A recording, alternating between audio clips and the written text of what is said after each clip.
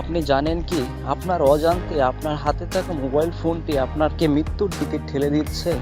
জি, তাই ঘটছে আপনার সাথে। আজকে আমি আলোচনা করব মোবাইল ফোনের ডিসপ্লে। শুধুমাত্র আপনার মোবাইল ফোনের ডিসপ্লে আপনাকে কিভাবে ক্ষতি করছে, বা ফোনের ডিসপ্লে অতিরিক্ত ব্যবহার করলে আপনার কি ঘটতে পারে। মোবাইল ফোনের ডিসপ্লে দ্বারা নির্গত নীল আলোক রশ্মি শরীরের সার্কেডিয়ান ছন্দকে ব্যাহত করতে পারে এবং মেলাটোনিন উৎপাদনে হস্তক্ষেপ করতে পারে, যা ঘুমের গুণগত মানকে প্রভাবিত করতে পারে। ফোনের ডিসপ্লে মূলত তিনটি প্রধান উপাদান ব্যবহার করে তৈরি করা হয়।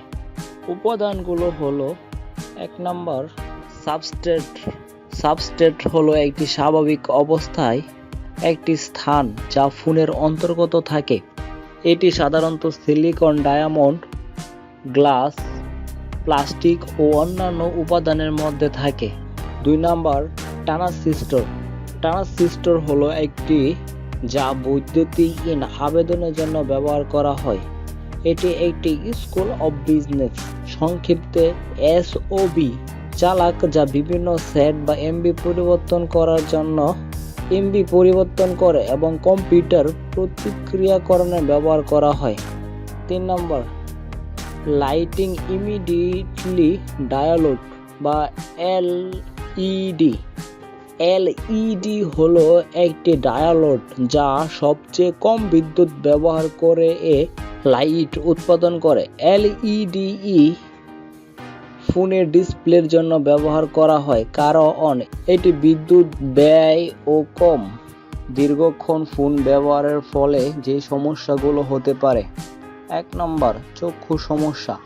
দীর্ঘমেয়াদী ফোনের ডিসপ্লে ব্যবহার করলে বা ল্যাপটপ, কম্পিউটার বা স্মার্টফোন অন্যান্য ইলেকট্রনিক উপকরণে বৈদ্যুতিক সমস্যার কারণে চক্ষু সমস্যা উৎপন্ন হতে পারে।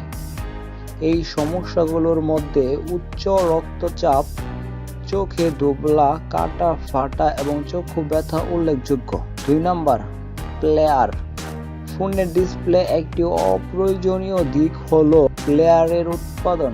এটি প্রচুর উজ্জ্বল ব্যাকগ্রাউন্ডের ফলে আলোক চাপ হারানো এবং আলোর দিকে আসে না বিচলিত হওয়া উল্লেখযোগ্য সমস্যা। 3 নম্বর, নিউরোলজ। বর্তমান সময়ে ফোন আমাদের দৈনন্দিন জীবনের একটি অপরিহার্য উপাদানে পরিণত হয়েছে, কিন্তু বর্তমান সময়ে এই ফোন অধিক মাত্রা ব্যবহারের কারণে বিভিন্ন ধরনের সমস্যার পাশাপাশি বিভিন্ন রোগে আক্রান্ত হচ্ছে মানুষ। যত দিন যাচ্ছে তত মানুষের আক্রান্তের হার বৃদ্ধি পাচ্ছে। চোখে সমস্যা, মাথা ব্যথা, মাথা ঘোরানো ইত্যাদি। যদি আমরা এটাকে নিয়মিত ব্যবহার করি বা নিয়ম মাফিক ব্যবহার করি, তা এই সমস্যা থেকে আমরা পরিত্রাণ পেতে পারি। তাই আমাদের দিনের নির্দিষ্ট সময়ে বা যতটুকু ফোন ব্যবহার না করলেই নয়, বা যতটুকু প্রয়োজন ততটুকুই ব্যবহার করব।